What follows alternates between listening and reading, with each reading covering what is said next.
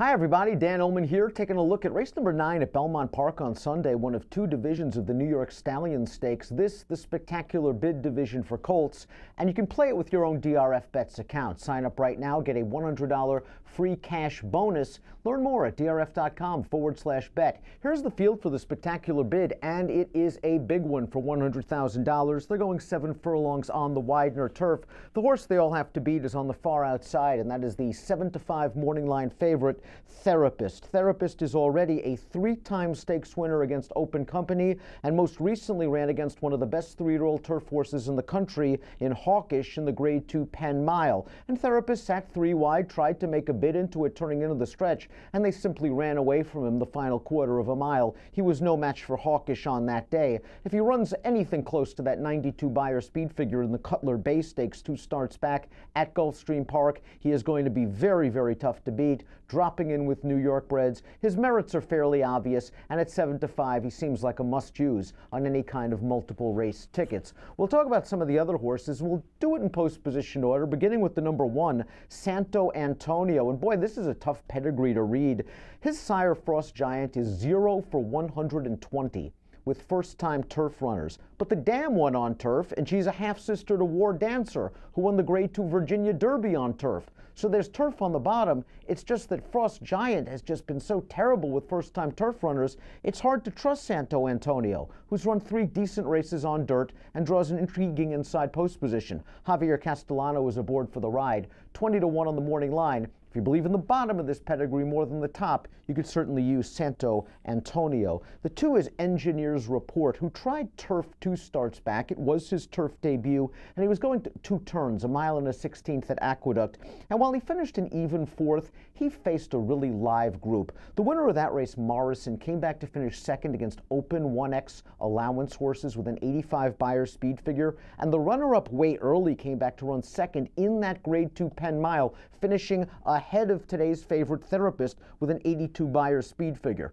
Engineer's Report might simply have been in too tough 2 starts back on turf, and last time took on a runaway winner, a horse that just won off by the length of the stretch. So he might be dirtied up a little bit, and he showed some ability for Rudy Rodriguez. Maybe turning back in distance is just what the doctor ordered.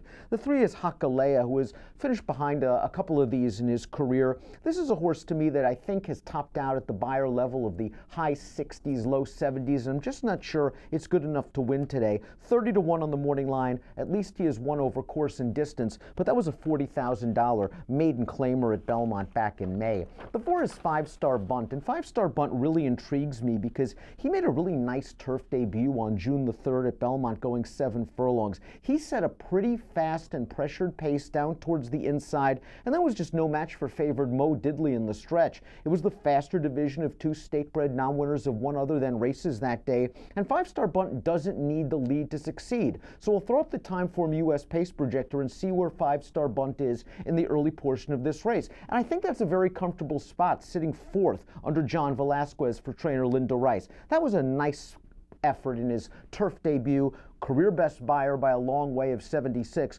8-1 on the line, fair on the 4. 5-Star Bunt. We see the 5 Siggy, though, far back, and I wonder if Siggy can be successful there. Remember, this was a gate-to-wire winner at Tampa Bay Downs in his career debut at 22-1, and then in his local debut at Belmont on June the 10th, he pressed kind of slow fractions and just missed by a nose. He's done nothing wrong in his career, but if this pace projector is right, he's going to have to win this race utilizing a completely different style than what he's used in his first 2 races. I do think there is some ability here and some pedigree as well, and these low-profile connections probably ensure a really nice price, especially with Therapist a heavy favorite in the race. The 6 is Bingster, trying turf for the first time. He's by Bluegrass Cat, who only connects 6% winners with first-time turf runners. The dam has had success foaling turf winners, however, 2 of them from 3 foals to try the surface. Bingster, though, a big winner in the slop 4 starts back, and just got whipped last time out against Open Company. company. Maybe getting back to New York breds will help, and perhaps a good forward trip is possible. I need to see one on the turf before I back Bingster. Big price, however, at 30-1.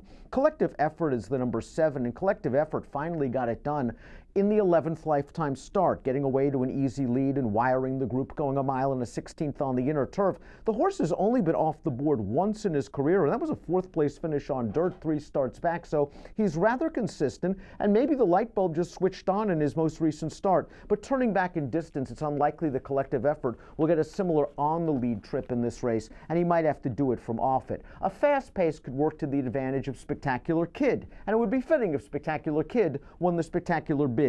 He was rallying against 5-star Bunt last time out, finished 3rd, only got beat a half length by that one, but I thought he got a good pace set up in that situation, and we don't see that red fast bar on the pace projector here. Spectacular Kid, I think, has an outside chance in this race, but might be best used on the bottom of single race exotics. The 9 is Desert Lights, who won on dirt last time out, an off-the-turf race, but perhaps most importantly was claimed by a really high-profile trainer in Brad Cox, who's winning at almost 30% in 2018, and he immediately puts Desert Lights back on the turf, where he ran well in his career debut at Belmont on May the 5th. The Buyers are a little bit light. He needs to improve substantially to win this race. Beach Access won an off-the-turf race last time out. 2 starts back, I thought ran okay at getting the right pace situation. He just fell a little bit short, and again, Buyer speed figures just a little bit light. The projector had the 11, Belleville Spring, out there on the lead, stretching out 1 furlong from a 6 furlong race last time out.